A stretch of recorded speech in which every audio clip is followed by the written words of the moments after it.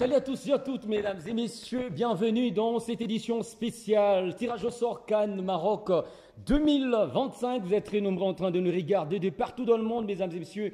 Grâce justement au bouquet Canal Plus 371, nous allons devoir faire le décryptage justement de ce tirage au sort où la République démocratique du Congo va évoluer déjà au mois de décembre aux côtés justement du Sénégal, voulais-je dire également du Bénin, mais également de cette formation botswanaise. Ça sera une très grande fête continentale et pour ce faire, mesdames et messieurs, sur ce plateau, je l'aurai les plaisirs de retrouver dans cette nouvelle année 2025 mes estimés confrères. Bien sûr, il y aura un invité parmi les deux fantastiques. Je commence avec vous, Jean-Claude Sefou Sadiki. Bonjour et bienvenue.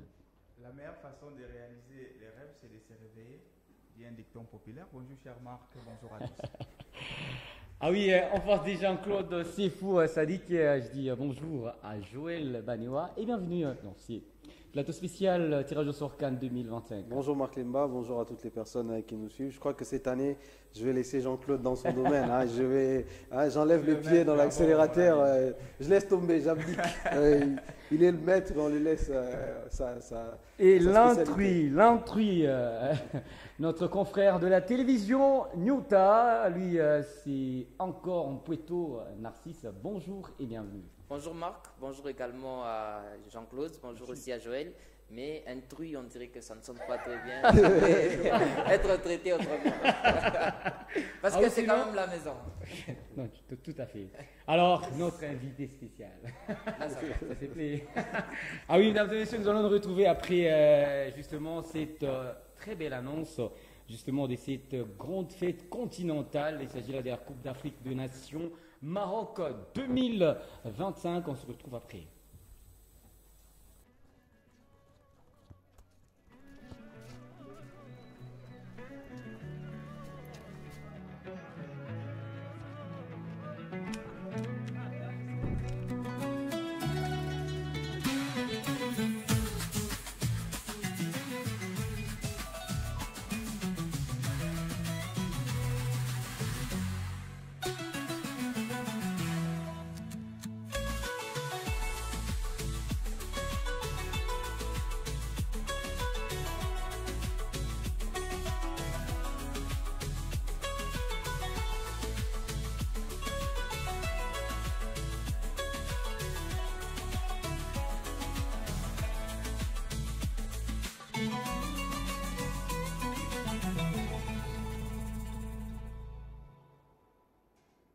Voilà, c'était là l'emblème officiel de cette compétition africaine qui va se dérouler au mois de décembre de cette année 2024. Je propose déjà 2025, voulais-je dire. Je propose déjà, mesdames et messieurs, le différent groupe à l'issue de ce tirage au sort qui a eu lieu bel et bien le lundi dernier du côté du Maroc. Vous allez regarder avec moi dans le groupe A. On retrouve le pays hôte, le Maroc, le Mali, également la Zambie et les Comores. Et dans le groupe B, on retrouve l'Égypte de Mohamed Salah, l'Afrique du Sud, l'Angola et la formation zimbabwéenne. Et dans l'autre groupe, le groupe C, on retrouve le Nigeria, la Tunisie, également l'Ouganda et la Tanzanie. Groupe D, la République démocratique du Congo, le Sénégal comme tête affiche dans ce groupe, le Bénin, le Botswana. Et dans le groupe E, on retrouve l'Algérie, le Burkina Faso, la Guinée équatoriale et le Soudan. Enfin, le groupe F, on retrouve la Côte d'Ivoire, le Cameroun, également le Gabon et la formation mozambicaine. D'ailleurs, c'est le groupe de la mort. Je vous prie, mesdames et messieurs, dans cet élément de suivre d'abord la présentation de ce groupe D où on retrouve la République démocratique du Congo. C'est dans cet élément qui porte la signature de Jean-Claude Sefou Sadiki. Hérite d'un groupe abordable, c'est pour moi un tirage clément avec ce groupe homogène qu'on connaît aujourd'hui depuis un certain temps, qui a fait belle prestation au niveau de la Côte d'Ivoire et qui s'est... Voilà, j'ai demandé tout à l'heure cette présentation en rapport avec le groupe de la République démocratique du Congo, le groupe D. On retrouve d'ailleurs Les Lions de la Teranga, vous allez vous rappeler que la RDC avait d'ailleurs joué face à cette formation. C'était pour le compte des éliminatoires de la Coupe du Monde. Et d'ailleurs, il y aura un acte 2 de ces chocs. Et nous allons revenir sur cette présentation, mesdames et messieurs. Encore une fois, c'est un élément de Jean-Claude Sefou Sadiki. Après une campagne éliminatoire bipolaire conclue par une qualification électrisante, les Léopards de la République démocratique du Congo savent un peu plus à quoi s'attendre pour la 35e édition de la Coupe d'Afrique des Nations Maroc 2025.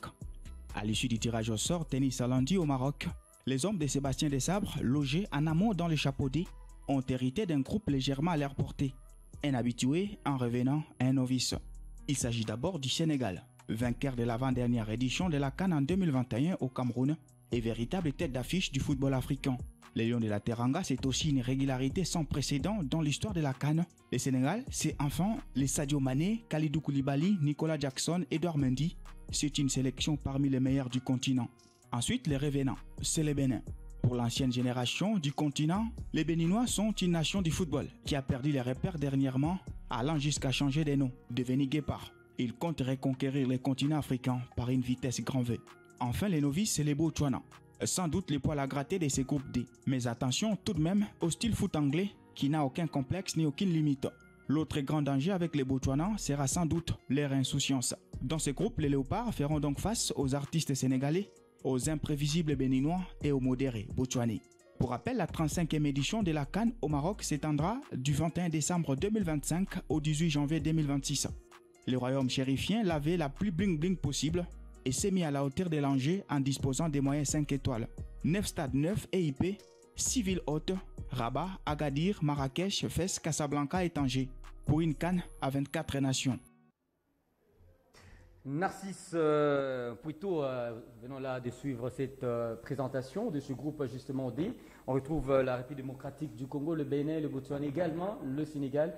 Un groupe clément, facile pour la RDC d'avoir ces places qualificatives pour déjà la prochaine phase de cette Coupe d'Afrique des Nations. Un groupe clément, je ne dirais pas. Je dirais au contraire que c'est un groupe abordable pour la République démocratique du Congo parce que nous savons que toutes ces nations qui se retrouvent dans ce groupe, la RDC a déjà côtoyé et déjà c'est dans un passé récent, dont notamment les Sénégal, la RDC a joué avec les Sénégal pour le compte des éliminatoires de la Coupe du Monde. Non seulement les Sénégal, il y a aussi cette équipe du Bénin dont la RDC a quand même pris l'habitude de jouer. En tout cas, cette équipe qui va peut-être compliquer la République démocratique du Congo, pour moi, c'est tout simplement cette équipe botswanaise parce que c'est une nouvelle équipe, c'est une équipe qui vient pour découvrir la compétition et avec ce genre d'équipe, il faudra toujours faire attention. On l'a vu lors de la précédente CAN avec la Tanzanie, comment ça a été compliqué pour la RDC de pouvoir s'en sortir. Donc pour moi, ça sera un groupe très abordable pour la RDC parce que la dernière CAN, c'est une nation qui a montré quand même des bonnes choses, c'est une nation qui a montré aussi ses ambitions. Espérons que ça va bien se passer, même si la RDC s'est retrouvée dans les chapeaux 2, contrairement au Sénégal qui est largement favori sur papier. Mais le gros ou encore la réalité, c'est vraiment sur le terrain parce que le Sénégal n'est pas qualifié d'office. Jean-Claude, la RDC qui a très mal d'ailleurs fini ou terminé sa campagne des éliminatoires de cette Coupe d'Afrique des Nations Maroc 2025 avec des défaites tristes d'ailleurs à la maison face à l'équipe éthiopienne. Est-ce que vous avez aujourd'hui cette assurance que face au Sénégal, face au Bénin également, à cette formation botswanaise, que la RDC peut avoir en moins des confrontations limitées, pourquoi pas avoir la chance de jouer la finale de cette compétition? Moi, je me suis dit, ce n'est pas un groupe difficile, mais ça ne fait pas de ces groupes faciles. Donc, je trouve on est un tout petit peu dans ce mi-chemin-là, puisque quand on regarde aujourd'hui le Sénégal, c'est aussi une réinvention, puisqu'il y a déjà un nouvel sélectionneur, vous avez également des nouvelles habitudes. C'est vrai que c'est une équipe du Sénégal qui a quand même déchanté lors de la dernière Coupe d'Afrique des Nations, mais juste après, Aliou Cissé a sauté lors des éliminatoires, et du coup, il y a quand même une nouvelle méthodologie de travail, et on sait que c'est parmi les tanières les plus fournies en Europe. Ça veut dire aujourd'hui, il y a beaucoup de Sénégalais qui vont briller jusqu'en décembre d'ailleurs. Et puis quand vous regardez le Bénin, avec l'arrivée de Gernot Rohr, donc l'ancien sélectionneur du Nigeria, c'est lui qui a fait les beaux temps du Nigeria. C'est quelqu'un qui connaît également le football africain. Donc à partir de ce moment-là, il va aller piocher en France, il va aller en Angleterre dans la deuxième division anglaise pour chercher quelques Béninois qui vont essayer de mettre en place. Et ils n'ont pas fait quand même une campagne éliminatoire ridicule. Ils sont deuxièmes. Oui. Donc ça montre à quel point que c'est l'équipe qui est tout simplement en vogue en ce moment. Et puis les Botswana, c'est l'imprévisible. Ça veut dire qu'on ne sait pas comment va se comporter justement cette équipe-là dans une phase finale. Mais souvent, et ça c'est l'histoire de la CAN qui nous le dit, chaque fois qu'il y a des petites nations, elles arrivent comme ça et elles se reprennent. Elles ne se prennent pas pour venir prendre justement les titres, mais avec des prestations. Ce sont des équipes par moments bien fournies qui essaient de jouer avec une bonne défense, avec un bon milieu, avec une ligne d'attaque bien organisée. Et du coup, avec la RDC qui par moments ne joue pas très bien. On a vu même face à l'Éthiopie, face à la Tanzanie. On risque d'avoir du mal pour un match de 90 minutes parce que ce n'est pas un aller-retour. Ouais, ce n'est pas un groupe difficile, ça ne fait pas de ces groupes faciles. Il y a un piège. Quand il y a tirage, on demande au sélectionneur du Bénin, il vous dit: je ferai un effort de ne pas perdre face à la RDC. Donc pour lui, la qualif du Bénin dépend de la RDC. Il sait qu'il peut perdre face au Sénégal, il peut battre les Botswana, alors son sort dépendra du résultat face à la RDC. Et déjà en ouverture de ce groupe D, rappelons ici que la RDC va devoir affronter déjà les Lions de la Teranga. Donc c'est d'ailleurs la clé de la qualif dans ce groupe. Il faut gagner impérativement pour ce match numéro 1 de ce groupe. Ouais, c'est le match le plus important de cette phase de groupe pour les Léopards. Maintenant après, il faudrait savoir, le Bénin sait que la RDC peut être son sparring partenaire le plus plausible, mais la RDC, vu le statut congolais, vu la carrière aujourd'hui qu'a notre équipe nationale, je pense que déjà battre le Sénégal nous mettra en bonne posture. Et après, on sait que face au Bénin, ça sera un match où les jeux seront un peu ouverts parce que la RDC, on l'a vu récemment, quand la RDC joue les grosses nations africaines, la RDC produit un football intéressant. Mais quand il s'agit de faire les jeux, s'ouvrir face à des nations comme le Bénin ou contre le Botswana, on sera obligé de faire les jeux. C'est là qu'il y a le souci pour la RDC. Donc pour le premier match des Léopards, je ne suis pas très inquiet, mais sur les deux autres matchs, c'est là qu'il y a cette petite inquiétude pour les Léopards de la RDC. On sait qu'on a une équipe quand même en progression. C'est vrai qu'on ne va peut-être pas retrouver les Piquel de janvier dernier, les Mutusami de janvier dernier. On va essayer de pouvoir refaire avec les jeunes qui sont venus. Il y a les Mboukou, les Moukaou qui ont rejoint la tanière. Est-ce que ces jeunes-là seront capables de faire progresser la sélection? C'est toute la question qui est autour de ces Léopards. Mais je pense que dans ce groupe, la RDC a beaucoup plus de chances de se qualifier. Il faudra aussi rappeler qu'il y a quand même une place de meilleur troisième à prendre au cas où la RDC n'arrivait pas à se qualifier parmi les deux premiers. Donc c'est largement fait pour que la RDC puisse se qualifier. Il n'y a pas beaucoup d'inquiétude, mais seulement le match d'entrée face au Sénégal va déjà donner la couleur de cette CAN pour les Léopards. Avant de suivre cet élément de Fanfa Bitengila et notre confrère depuis Kinshasa, capitale de la République démocratique du Congo, je me demande, je pense que d'ailleurs c'est une très bonne chose, surtout pour les sélectionneurs, 11 mois de préparation inaubaine pour les sélectionneurs, vraiment. Bon, la préparation pour moi, c'est vrai que ça peut donner l'image de la sélection, mais ça ne donne pas les vrais reflets d'une sélection. On peut avoir un temps de préparation, mais lorsque on ne s'est pas bien focalisé sur son effectif, déjà on est dans les tâtonnements. Mais avec la République démocratique du Congo, les sélectionneurs, Sébastien Desabre, il a prouvé à suffisance qu'il avait pris connaissance déjà de son effectif. Voilà pourquoi s'il y a changement, c'est souvent 2 ou 3 joueurs qui viennent intégrer cette sélection de la RDC. Pour moi, cela ne signifie pas grand-chose, mais il faudra prendre vraiment cette conscience-là et jouer, parce que la RDC sera très attendue. Lors de la dernière CAN, on s'est dit que c'était du bonus, parce qu'on ne voyait pas la RDC arriver jusqu'à cette étape de la compétition. Mais cette fois-ci, lorsque vous terminez dans les derniers carrés d'une compétition, rassurez-vous que la prochaine compétition qui va suivre, vous serez très attendu. Et maintenant, il faudra prouver à tous ces mondes sportifs que la RDC est vraiment en mesure de tenir ces statuts-là. Et puis moi, je n'ai pas été fan justement que les tirages soient faits en janvier pour une compétition en décembre. Je trouve qu'il y a quand même un temps d'écart. C'est bien pour nous, Jean-Claude. Récemment, vous avez critiqué la volume des jeux de notre sélection. Le problème, c'est qu'aujourd'hui, même si tu as un joueur Moukaou qui est bon aujourd'hui, tu n'es pas certain qu'il le sera jusqu'en décembre. Personne ne peut parier. Et surtout que décembre, peut-être peut être blessé. Ouais, c'est peut-être l'homme maintenant d'une nouvelle saison. Ça veut dire, il y aura une pré-saison au mois d'août et il commence la nouvelle saison d'ici décembre. On connaît déjà qu'en décembre, Mbappé, on l'a décrié en décembre avec le Real Madrid, mais aujourd'hui, il n'est pas. Donc, je trouve qu'on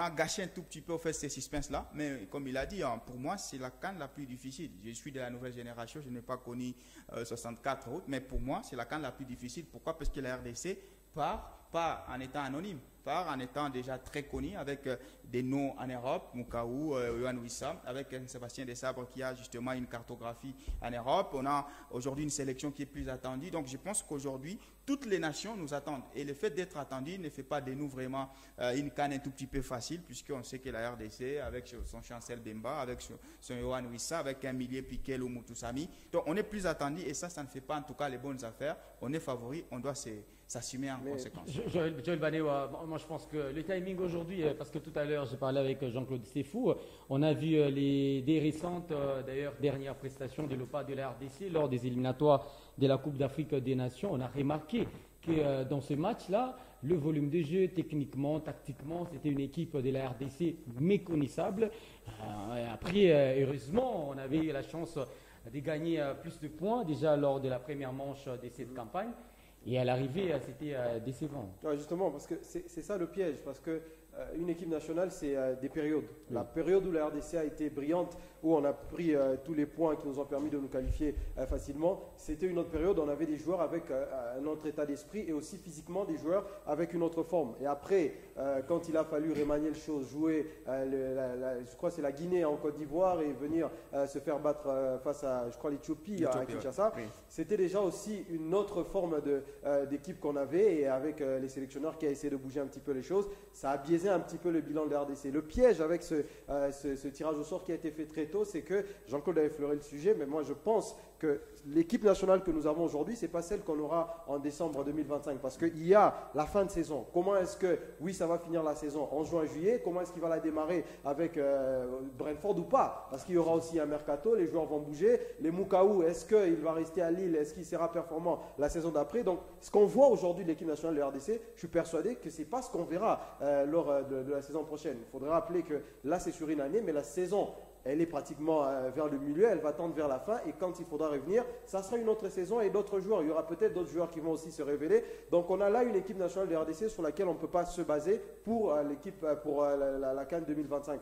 C'est bien de pouvoir connaître ses adversaires à l'avance, mais ça ne te permet pas de préparer déjà là maintenant une équipe pour une compétition qui se joue en décembre. Et puis moi, je trouve un peu, pas scandaleux, mais je trouve biaisé de retenir que les 2 dernières rencontres de la RDC, les 2 défaites. Le football, on peut tout dire, mais c'est sur les 4 dimensions, le physique, tactique, technique, mais également mental. Des échecs? Je trouve qu'ils étaient à la maison, Jean-Claude? Je trouve que dans la tête, ils étaient déjà rassasiés. Et là, on ne peut pas leur en vouloir. En fait, ils avaient déjà une qualification après 4 matchs. Bah, tu te déplaces face à une Guinée qui avait faim, avec un Guirassy qui était déjà revenu un tout petit peu bitaire. Tu perds normalement. Et ici, face à l'Éthiopie, je crois on remanie. On commence avec les Noah Sadiki, les Moukaou Sogéan. C'est pour leur première fois qu'ils étaient titularisés dans un stade de martyrs qui n'a pas accompagné, puisqu'il s'était presque vide. Donc, je trouve qu'il y avait quand même des contextes qui justifieraient cette contre-performance-là. Donc, je ne retiens pas les 2 derniers matchs. Moi, je retiens l'entame, les 4 premières victoires de la RDC. Il y a eu un Kioso, je crois, latéral droit, voilà, qui a fait que 45 minutes. Ouais, on ne sait pas ce qui s'était passé. Même Oscar Kabwit. Même Kabwit qui a eu quelques poussières de secondes dans ce match. Mais moi, ils étaient rassasiés à ce pour ceux-là, enfin, il y a Jean-Claude et encore qui peut-être pense que vu que la RDC sera attendue, c'est un piège. Moi, je pense que la RDC a toujours été attendue. Cette année, où la CAN de l'année dernière. Non, justement, c'est peut-être la seule CAN où la RDC n'a pas été attendue. Généralement, quand la RDC va à la CAN, on sait quand même placer la RDC parmi. Rappelez-vous, il y a eu une CAN, je crois 2006 ou 2008, il y avait quand même Chabani Nona, il y avait Trésor Loalois, il y avait les Trésor Boutou. Bonne chose pour nous. Ouais, ça n'a jamais joué à notre avantage, justement, parce que la RDC n'a jamais réalisé des très grandes choses à la CAN. Mais à chaque fois que la RDC joue la CAN, je pense qu'on est quand même attendu. Bon, moi, je pense que c'est là qu'il y a un petit souci. On doit un peu recadrer les débats ou les choses. Oui. Pour moi, ma façon de voir, si la RDC est attendue à cette CAN, ce n'est pas en tant que favori. Il y a une très grande différence entre favori et outsider. Pour moi, la RDC, en tout cas, j'assume. Pour moi, la RDC sera attendue à cette CAN en tant qu'outsider, pas en tant que favori. Là, pour moi, il n'y a pas de débat parce qu'il y a certains favoris et je pense que nous allons y arriver. Tu viens de dire quand tu finis 4e. Pour moi, la RDC Je suis n'est pas Afrique du favori. Sud, je ne dis pas que je suis favori. Parce que même si j'ai fini 3e. Appréciez d'abord ce tableau. On va nous proposer un tableau là. Sur papier, ce qui représente la République démocratique du Congo. Nous allons voir qui a raison aujourd'hui. Et on va nous proposer ce tableau. D'ailleurs, c'est le statistique de la RDC à la CAN. 2 fois d'ailleurs vainqueur justement de la CAN en 1968 et en 1974, 2 fois 3e en 1998 et en 2015 et 2 fois 4e en 1972 et en 2023 et enfin 20 participations sur les 34 éditions. Je pense que la RDC est parmi les équipes favorites. Oui, c'est pour ça que la RDC est considérée comme un grand pays du football africain. Moi, dans ces statistiques, ce qui me gêne, c'est le nombre de participations justement à la CAN. Il y a eu 34 éditions. Ouais. Pour un grand pays, ne participer qu'à 20 de ces C'est éditions. beaucoup, hein, c'est beaucoup. Ah non, l'Égypte est là presque chaque année. Ça fait 2-3 fois peut-être. Ça fait beaucoup. On est parmi les... Oui, c'est vrai qu'on est quand même parmi les grandes nations. Pour l'avoir gagné 2 fois, c'est quand même pas rien. Rappelez-vous que le Sénégal, c'est à peine qu'ils ont une Coupe d'Afrique des Nations. Donc ça fait en sorte que la RDC est quand même parmi les grands pays africains, ils y sont. Oui. Mais moi, je pense vraiment que la RDC doit être considérée comme un favori de la CAN à chaque édition. J'espère que ce tableau vient de tout balayer en rapport avec...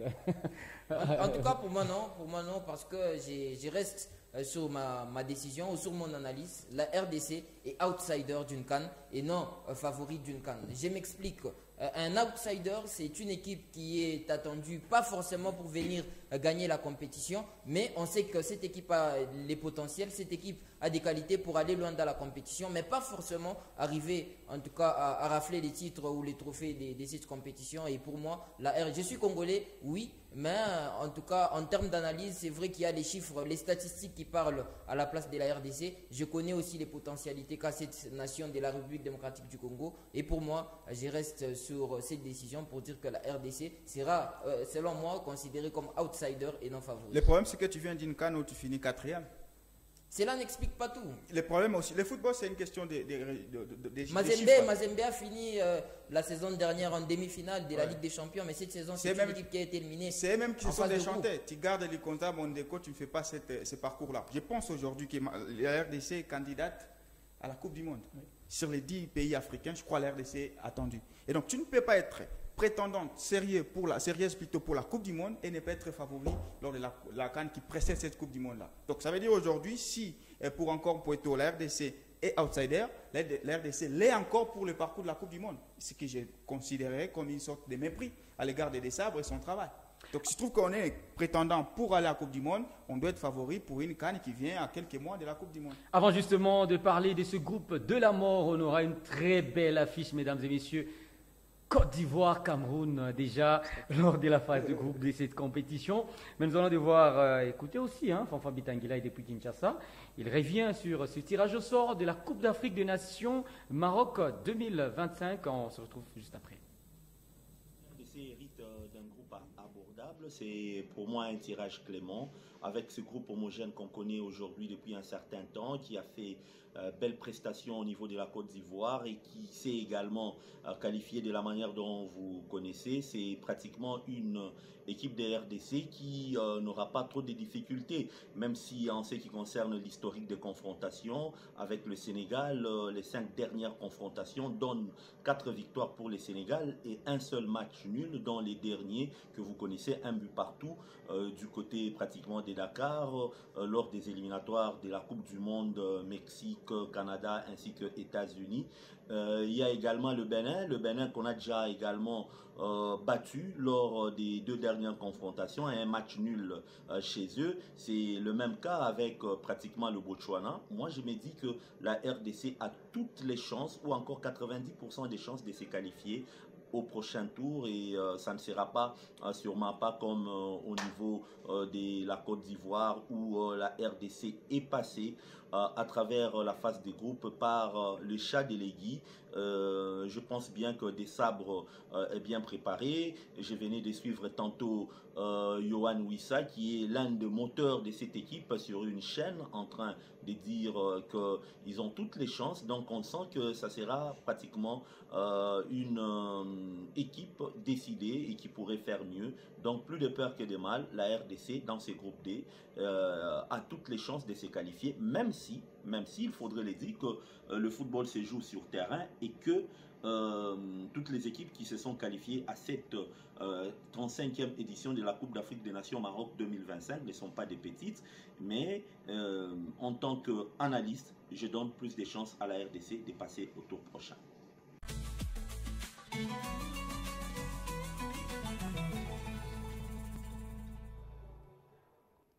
Le choc Côte d'Ivoire-Cameroun dans le groupe F. Le choc opposera, mesdames et messieurs, la Côte d'Ivoire tenante du titre et le Cameroun, 5 fois champion d'Afrique. Mesdames et messieurs, ce sera déjà au mois de décembre, toujours du côté du Maroc. Nous allons d'abord regarder ici les quelques éléments en rapport avec ce groupe F et on revient pour placer un mot justement sur cette rencontre qui reste encore une fois alléchante entre les Lions justement camerounais, mais également les Ivoiriens de la Côte d'Ivoire. Le tirage au sort de la CAN 2025 qui s'est déroulé le lundi dernier à Rabat au Maroc a placé la Côte d'Ivoire tenante du titre dans ce que de nombreux observateurs qualifient déjà de groupe de la mort. Logés dans le groupe F, les éléphants devront affronter des adversaires redoutables comme le Cameroun, le Gabon et le Mozambique dans une quête difficile de défense de leur titre. Sacrés en 2024, après un parcours impressionnant à la maison, les éléphants arrivent avec le statut de favoris. Ce rôle, bien que prestigieux, les place sous une énorme pression, d'autant plus dans un groupe aussi relevé. Affronter des équipes comme le Cameroun, quintuple champion d'Afrique, ou encore le Gabon de Pierre-Emerick Aubameyang exige une préparation rigoureuse et une concentration de tous les instants. Le duel entre la Côte d'Ivoire et le Cameroun s'annonce comme l'un des plus grands matchs de cette phase de groupe. Ces deux géants du football africain se retrouvent dans un contexte où une simple erreur pourrait coûter très cher. Pour la Côte d'Ivoire, il s'agira de démontrer que leur sacre en 2024 n'était pas un coup d'éclat, mais bien le début d'un nouveau cycle de domination continentale. Le Gabon, bien qu'outsider, est une équipe qui a souvent joué les troubles faits dans les compétitions majeures. Avec des joueurs expérimentés et un collectif rodé, il pourrait bien surprendre les favoris. Quant au Mozambique, s'il paraît être l'équipe la plus accessible sur le papier, il faudra éviter de les sous-estimer sous peine de revivre des scénarios inattendus si fréquents en Coupe d'Afrique des Nations. Défendre un titre en Afrique n'est jamais tâche facile, surtout dans un tournoi aussi imprévisible que la CAN. Pour la Côte d'Ivoire, ce groupe de la mort représente un véritable test de caractère. Les éléphants devront se montrer intraitables pour prouver qu'ils méritent de gagner à nouveau sur le continent africain. Le rendez-vous est donc fixé dans ce groupe explosif. La Côte d'Ivoire devra donc montrer pourquoi elle est championne en titre tout en faisant face à une adversité qui n'aura rien d'ordinaire. Côte d'Ivoire, on home soil.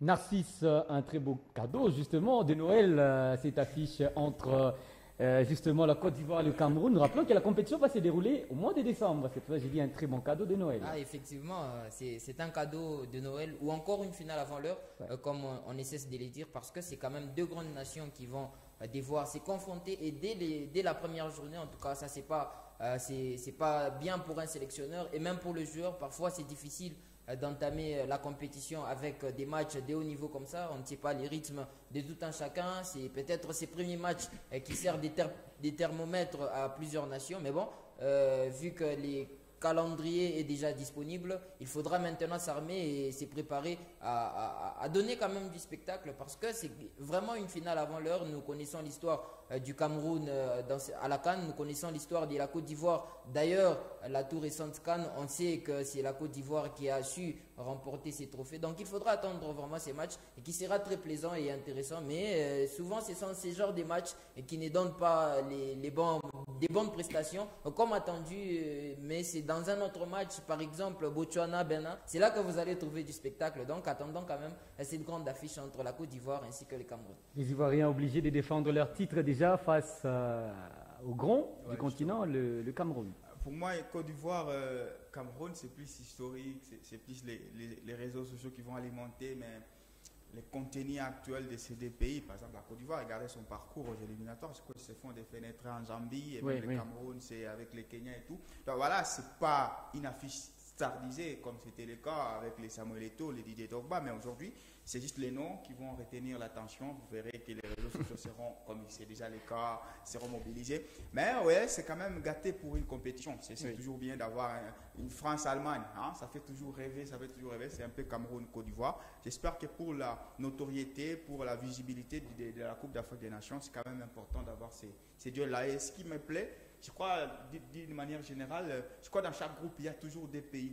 Hein. C'était bien dosé. Mais là, c'est trop, hein, parce que le Gabon va essayer aussi s'aimer un peu des troubles dans ce poil à gratter. Oui, il peut s'aimer un trouble, mais c'est un poil à gratter, on le sait tous. On sait tous que le Gabon, une phase finale, même chez eux en 2011, si je ne dis pas de bêtises, c'était catastrophique.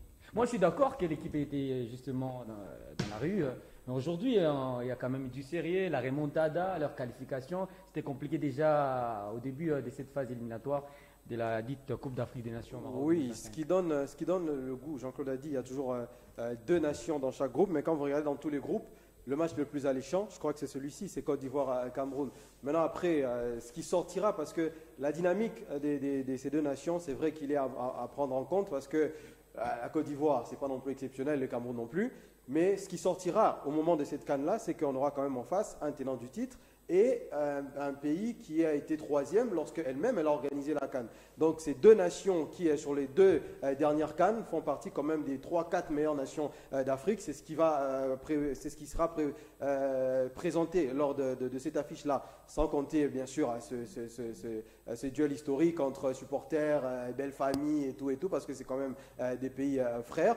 Ce qui rend encore ce groupe aussi beau, c'est quand même la présence du Gabon, que Jean-Claude semble snobber ici, mais le Gabon reste quand même un pays qui a toujours des bons joueurs de football. Et aujourd'hui, quand on voit le Gabon, c'est vrai qu'ils viendront avec un Pierre-Emerick Aubameyang un peu vieillissant, mais ça reste quand même une équipe qui a montré de belles choses lors de la fin des qualifications de cette Coupe d'Afrique des Nations. La Mozambique, c'est comme tous les autres pays du chapeau 4, ça reste des nations qui peuvent créer le trouble. Mais quand on voit ces 3 nations alignées côte à côte comme ça nous prouve quand même, ou ça nous pousse à pouvoir qualifier justement ce groupe F du groupe de la mort. Mais je pense que le match Cameroun-Côte d'Ivoire, il y aura cette ambiance autour, et c'est ce qui va créer l'émulation pour que ce match-là soit un véritable match de haut niveau. La dynamique du Cameroun, elle est quand même bonne, parce qu'il faudrait rappeler qu'ils sortent beaucoup de conflits entre fédérations et ministères, etc. Mais ils ont quand même bien entamé la campagne qualificative, et ils l'ont bien terminé. La Côte d'Ivoire, ça a été un petit peu compliqué, mais ils ont quand même su bien finir aussi, ils ont quand même su arracher leur qualification. Donc c'est des nations avec toujours du potentiel, c'est un peu comme la RDC, ils ont toujours des bons joueurs. On vous citera toujours quelques noms du côté de la Côte d'Ivoire et du Cameroun. Ça reste un gros match, et je pense qu'on va peut-être se régaler lors de cette première journée. Nous allons à présent, mesdames et messieurs, parler ici du Maroc. D'ailleurs, une nation qui a volé justement la vedette à l'Égypte, parce qu'on parlait de l'Égypte en termes d'organisation et tout ça. Et aujourd'hui, le Maroc a tout arraché justement des différentes compétitions, mais également cette formation a réalisé une très belle, je dirais, épopée lors de la récente Coupe du Monde. Et le Maroc nous a même rassuré qu'il n'y aura pas 2 matchs sur un terrain de football pour cette Coupe d'Afrique des Nations 2025. Donc chaque match aura un terrain, chaque match aura un stade. C'est fou vraiment. Mais la réponse, pourquoi pas, tous ces éléments, vous allez les retrouver justement dans cet élément de Jean-Claude Sefou Sadiki. Non, plutôt de Joël Banewa. J'arrive, Joël Banewa. À moins d'1 an du coup d'envoi de la Coupe d'Afrique des Nations 2025, le Maroc finalise ses préparatifs pour une édition qui s'annonce exceptionnelle. Après un tirage au sort effectué le lundi dernier au Théâtre National Mohamed V, les Lions de l'Atlas connaissent désormais leur adversaire. Placés dans le groupe A, ils croiseront les fers avec le Mali, la Zambie ainsi que le Comore. Si le Maroc impressionne déjà par l'organisation logistique de cette CAN, avec des infrastructures modernes et des stades remis à neuf, c'est bien sur le terrain que les attentes sont beaucoup plus grandes. Depuis leur épopée historique en Coupe du Monde 2022 où ils ont terminé demi-finalistes, les hommes de Walid Regragui portent désormais l'étiquette de favoris.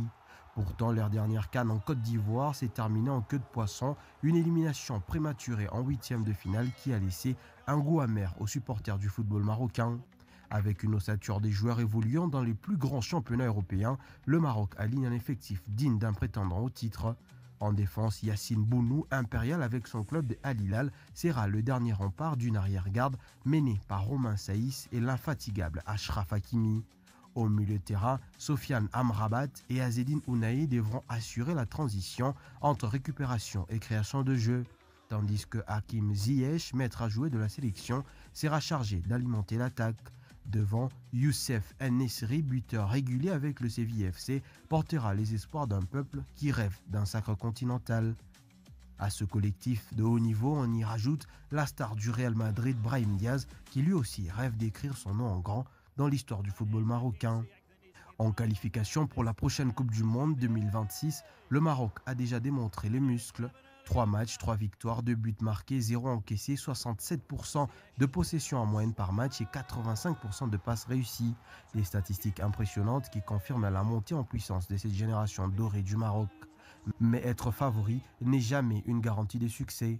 À domicile, la pression sera immense. L'histoire récente rappelle que le Cameroun en 2021 et la Côte d'Ivoire en 2024 ont vacillé sous le poids des attentes. Les Lions de l'Atlas parviendront-ils à briser cette malédiction et soulever leur deuxième CAN après celle de 1976 ? Eh bien, la réponse sera donnée dans moins d'1 an sur leur propre terre, sous les yeux de tout un peuple en attente d'un sacre continental. Morocco have won Group F. Zambia are out.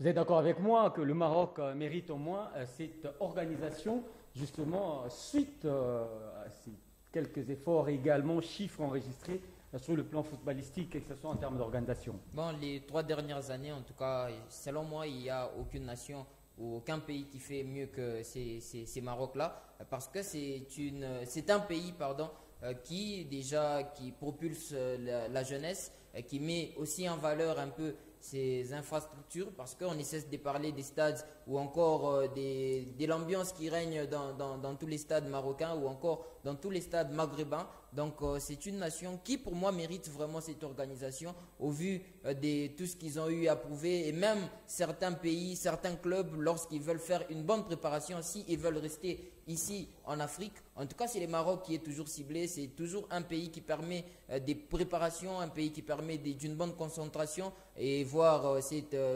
organisation. Espérons maintenant que ça puisse vraiment arriver aux attentes. Aussi la médiatisation, ça compte énormément pour une CAN comme on l'a vu avec la Côte d'Ivoire. C'est vrai que ce n'était pas une CAN extraordinaire, mais les Ivoiriens ont vendu cette CAN comme étant la meilleure, comme étant une CAN qui a dépassé peut-être toutes les autres CAN. Je pense qu'avec la disposition déjà des stades, comme on l'a dit, ça va faire 9 stades qui seront disposés pour tous les clubs. Ça va permettre en tout cas à ces pays de bien organiser. Et parfois, lorsque vous jouez sur un terrain synthétique, pour ceux qui savent, c'est toujours compliqué que 2 ou 3 matchs puissent se jouer dans une même journée sur ces terrains-là. Et voir déjà cette décision pour dire qu'à chaque terrain ne va recevoir qu'un seul match le jour. Déjà, c'est une bonne décision. Ça permet aussi l'entretien. Ça permet aussi de revenir regarder l'état du terrain.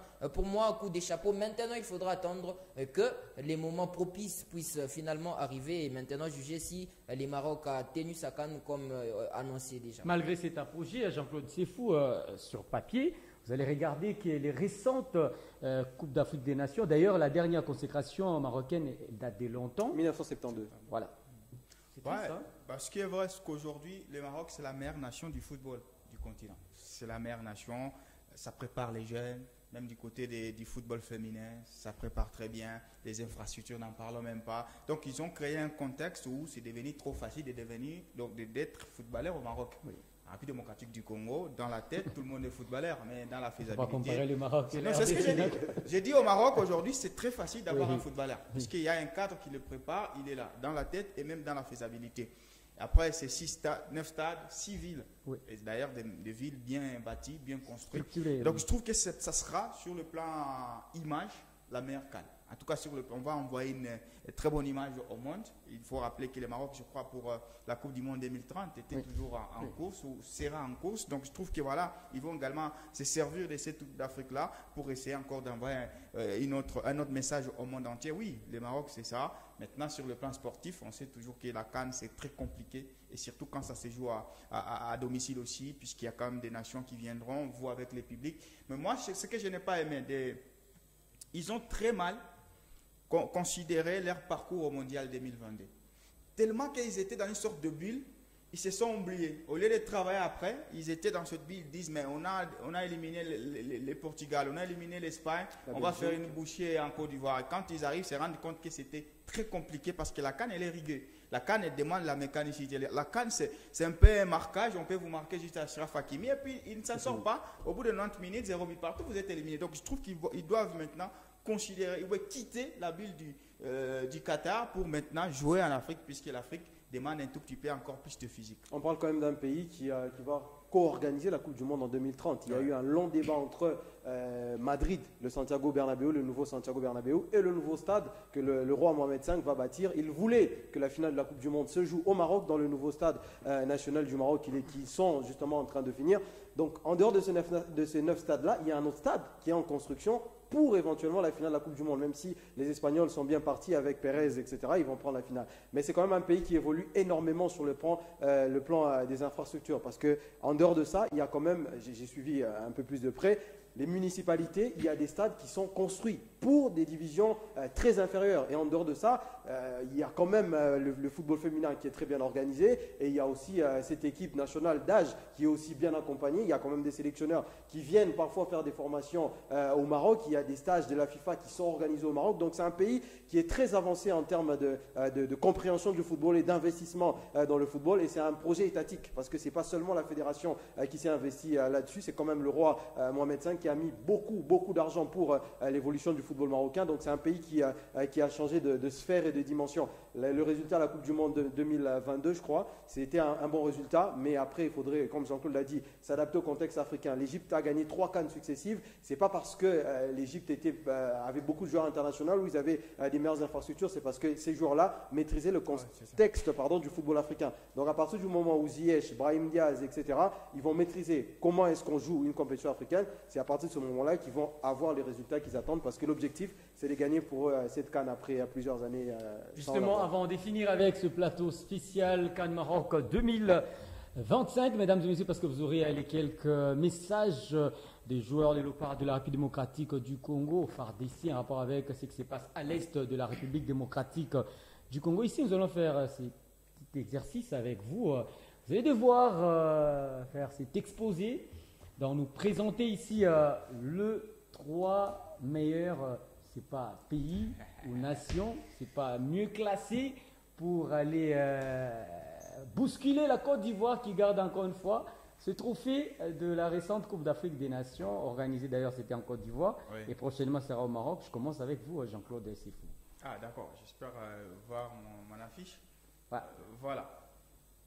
Je sais pas si voir. Voilà, ça, moi, je pense que la prochaine CAN aura comme favori les 3 nations. Oui. Le Maroc, pourquoi? Puisqu'on sait qu'il y a une génération plus talentueuse aujourd'hui avec le Maroc. Je crois que Joël Paléwa est revenu là-dessus avec des joueurs qui essaient de marquer les temps en Europe et tout. Mais le problème, c'est justement ils n'arrivent pas à s'approprier le football africain. Ils sont tellement occidentaux, ils sont tellement européens qu'ils n'arrivent pas à redescendre sur terre, puisqu'en Afrique, c'est un peu le marquage. Je me souviens, lors de la dernière Coupe d'Afrique des Nations, qu'est-ce qui est dit? C'est Riyad Mahrez, il dit chaque match je suis plus qu'attendu. En fait, c'est ça, les défenses africaines vont attendre les Achraf Hakimi, même si c'est un latéral, mais ils montent tellement souvent. Les Brahim Diaz, ce n'est pas jouer avec beaucoup plus de liberté qu'il aura en Europe, mais si les contextes jouent à domicile, leur stade qui les appartiennent, ça sera des belles pelouses et tout. Je crois que ça fera du Maroc un tout petit peu les premiers favoris.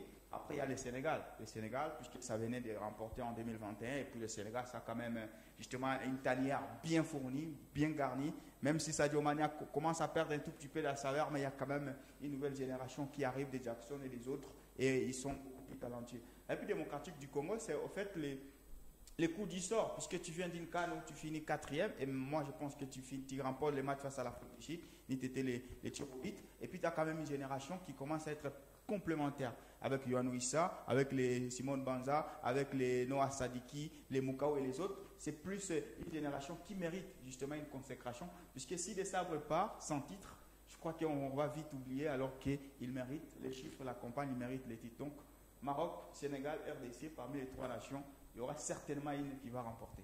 Ah, mathématiquement, si je comprends bien Jean-Claude, c'est fou. On aura le Maroc qui va gagner le titre à la maison, le Sénégal 2e et la RDC 3e.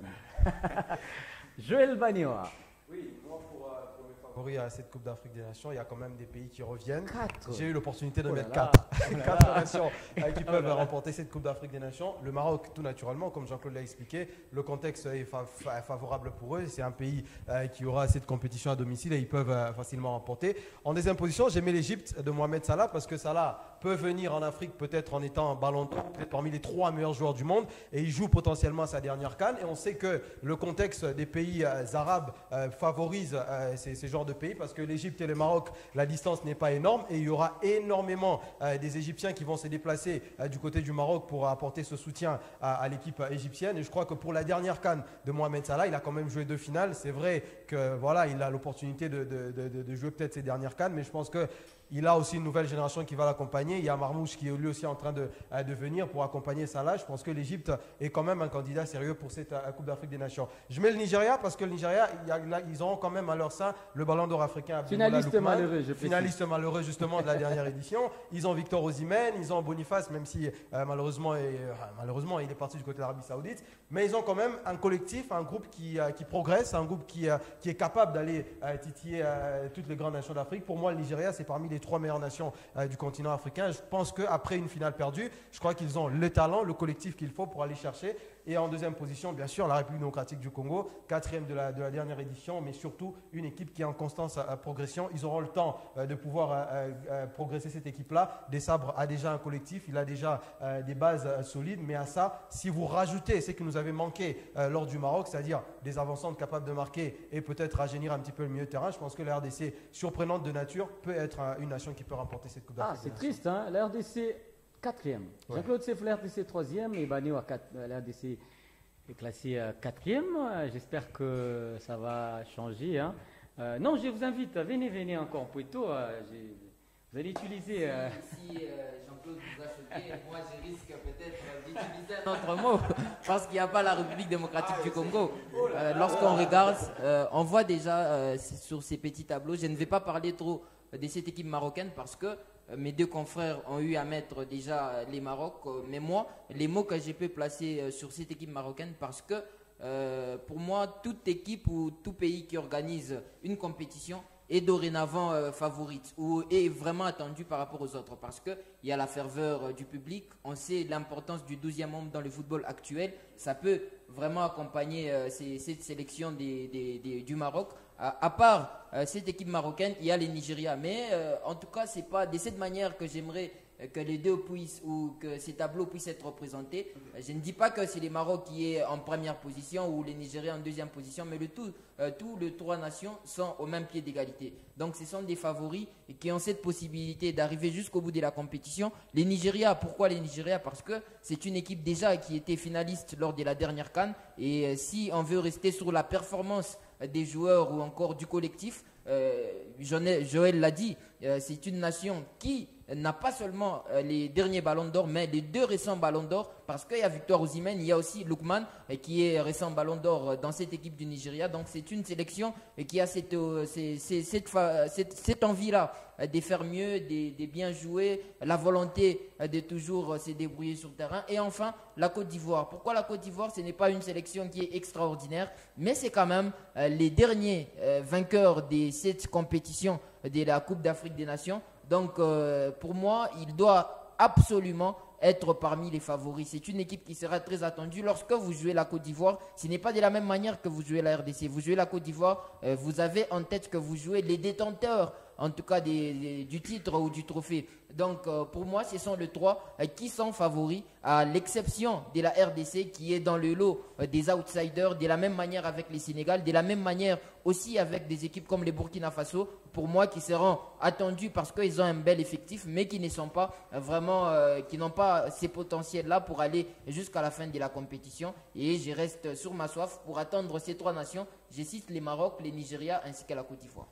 Cher parieur, hein, vous aimez le football, ce sera au mois de décembre. L'occasion d'ailleurs d'avoir une idée sur le différent match. Je suis choqué qu'on mette les Sénégal parmi les outsiders. Oui, parce que ce n'est plus la même dynamique. Qu'on en mette ça, mais dire que c'est un outsider. Ce n'est plus la même dynamique. Moi, c'est l'absence de la RDC qui me choque. Ah oui, ça a été un plaisir de partager justement ce plateau spécial Cannes Maroc 2025. Merci à vous, Jean-Claude Sefo Sadiki. Merci à tous mes sentiments sportifs, à vous, à Narcisse et à Joël et à tous ceux qui nous ont suivis. Merci également à vous, Joël Baniwa. Merci à vous, merci à toutes les personnes qui nous ont suivis. C'est quand même loin la Cannes. J'ai hâte de pouvoir y arriver, mais on espère vraiment qu'on va vivre une très très belle Cannes. Merci à vous, mon frère. Merci à vous. Merci à vous Marc, merci à Jean-Claude, merci à Joël et merci aussi à tous les personnels parce que j'ai vraiment aimé l'ambiance qui règne en dehors, derrière les caméras. C'est vrai que les téléspectateurs ne voient pas, mais vraiment j'apprécie et coup de chapeau à tous les téléspectateurs de la chaîne Héritage. C'était un plaisir d'être parmi. Justement, c'était une très grande équipe derrière ce numéro. Dan, Amido également, Orphée, justement j'allais oublier les DT, il est là, Jean-Marc. Il y a également Christian Kassindi, Prince Moutoka. D'ailleurs, c'était une grande équipe. Nous allons nous retrouver, mesdames et messieurs, le samedi prochain. Peut-être vous aurez un plateau spécial Ligue nationale de football en République démocratique du Congo. Nous allons devoir parler de cette première manche de la phase classique dans les deux groupes, le groupe de A et B. Mazembe leader dans le groupe A. Et de l'autre côté, on attend le dernier match de Manier Magnon pour avoir une idée claire. Premier.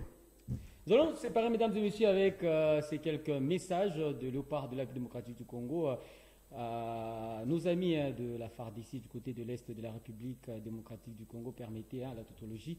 Au revoir et à la prochaine. Bonjour à tous. Naya wakana loba bisonyo sotozo kanisa batunoso na este pona makambo esa makuna. Na ebizambe à protéger bino, na ebizambe à guider bino pe na opesa force ebele pona FARDC. Botna Bino, c'est Dimitri Berthaud. Voilà, un gros soutien à la FARDC pour tout ce qui se passe à l'est du pays. Courage à vous. Toute la RDC derrière vous. Force à vous. Bonsoir à tous. Aussi, moi, je voulais porter mon soutien pour la FARDC. À ce moment dur, vous menez la guerre. On est tous avec vous et que Dieu vous protège.